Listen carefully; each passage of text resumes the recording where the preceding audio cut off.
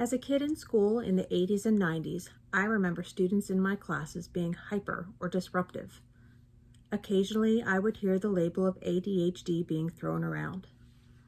The kids I witnessed never had their homework done, didn't pay attention in class, and would sometimes be disruptive in class. I recall hearing others speculating about lack of discipline in the home, or frustrated classmates wondering aloud, why can't they just do their work or behave? The truth of the matter is they can't. D.M. Bausch stated that current brain research shows that there are observable differences in the brain functions of people with ADHD and those without it. The outward display of the observable brain differences can be a lack of executive functions and cognitive control, feelings of failure, and academic struggles.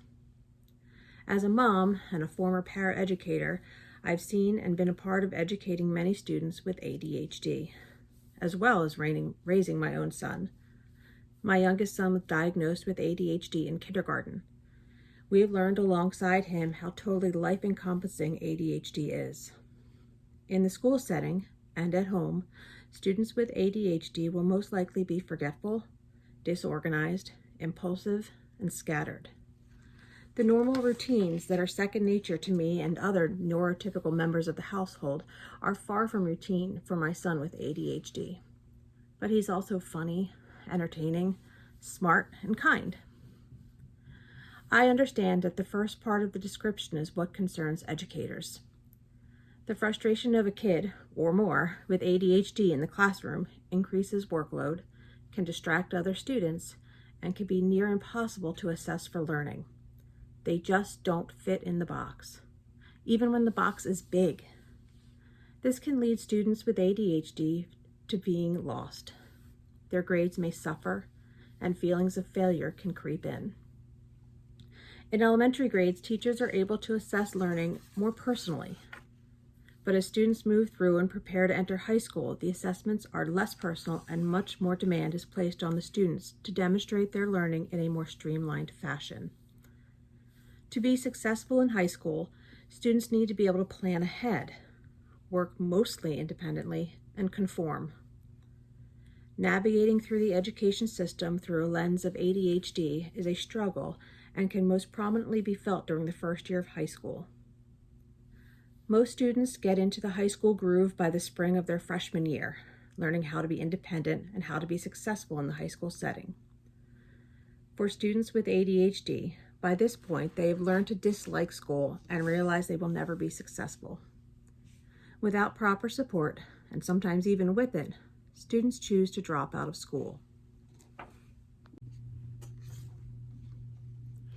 The American Psychiatric Association has described attention deficit hyperactivity disorder as a disability that arises in childhood and causes developmentally inappropriate and impairing levels of inattention and hyperactive impulsive behavior. These can be seen in all areas of the lives of those with ADHD, but it is glaringly obvious in typical school settings. Studies including students with and without ADHD have shown that the ADHD group showed lower GPAs, self-rated importance of academics, parent-rated goal setting, parent-rated metacognition, and task-based cognitive flexibility. The ADHD group also demonstrated higher levels of self-rated delay aversion. A study by Fraser, Youngstrom, Glutting, and Watkins showed that high school students, in particular, can be stuck in a spiral of exerting lower academic effort because they've had years of failure and feel the probability of academic success is reduced. Children and youth with ADHD often display lower levels of reading and math achievement than their typically developing peers. Various studies have been done using measures that include 7 tasks that address 5 executive function subdomains, including response inhibition, spatial working memory, verbal working memory, planning, and set shifting. Another study looked at the similarities and differences between students with ADHD and students with high-functioning autism. The researchers used the 5 major domains of executive functioning: inhibition, visual working memory, planning, cognitive flexibility, and verbal fluency in order to determine if executive function strengths and weaknesses could be used to accurately determine diagnosis placement. The extensive testing in this study used 11 testing tasks, and the end result was that they were unable to differentiate between the two types of testing subjects. That study shows that more than just students with ADHD struggle with some of the same executive function weaknesses. S.J. Beck and colleagues discuss working memory as one of the core executive functions. Working memory is a temporary storage area that allows manipulation of information for learning, comprehension, and reasoning. Students with ADHD and impaired working memory find they have difficulty with planning and organization and initiation, which hinders many aspects of learning in academic settings, especially at the high school level. Using a computer training program for working memory exercises, the researchers found that the students' working memory improved and that the positive effects were maintained after 4 months. Another aspect research have looked at is mindfulness. Mindfulness is a form of attention or meditation training based on Buddhist tradition and Western knowledge of psychology, in which awareness of the present moment and non-judgmental observation is increased, whereas automatic responding is reduced. Researchers have seen that there is evidence of changes in brain activity after mindfulness training courses.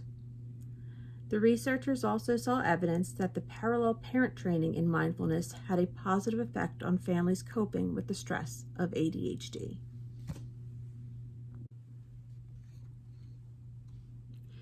Many schools do not offer training in the very things that students with ADHD lack: executive functions and cognitive control. My study plans to examine the effectiveness of executive function, cognitive control, working memory, and mindfulness training on the assignment scores, testing grades, and level of confidence or feeling of competence in secondary students with attention deficit hyperactivity disorder. The 6-week training will provide participants with training in those 4 areas to address the common weaknesses and underdeveloped areas. The participants in the study will be 7th through 10th grade students from a rural school district in Pennsylvania. Participants will vary in gender, socioeconomic status, and race. The study participants will receive treatments during designated study hall periods during the school day, and they will be invited to participate in the study if they've already had a diagnosis of ADHD or are showing documented signs of a lack of age-appropriate executive function or cognitive control. Parents and guardians will be provided with information on the training that's being offered and the timing of the study. I want to learn if there is a significant increase in assessment scores of secondary students with attention deficit hyperactivity disorder after training in executive function and cognitive control. I will use prior test scores and GPA to compare the test scores and GPA after the conclusion of the treatment. I also want to learn in what areas do students with attention deficit hyperactivity disorder improve when provided with training in executive function, working memory, cognitive control, and mindfulness. I plan on using student, parent, and teacher surveys pre-treatment and post-treatment, and I will compare them to determine areas of improvement. This quasi-experimental study will begin with data collection from various databases, including student course grades, grade point average, and standardized test results. Participants will be given the initial survey using accommodations to ensure participants are providing accurate information. Participant parents or guardians will be asked to complete a survey about their student. Teachers, paraeducators, if available, and case managers will be asked to complete a survey about each individual participant. Participants will be provided with a 6-week training in executive function and cognitive control that includes mindfulness. 6 weeks post-training data from course grades and GPA will be collected again to compare to initial collection. Follow-up surveys will be completed by all parties. Cross-tabulation tables will be used for representing survey responses.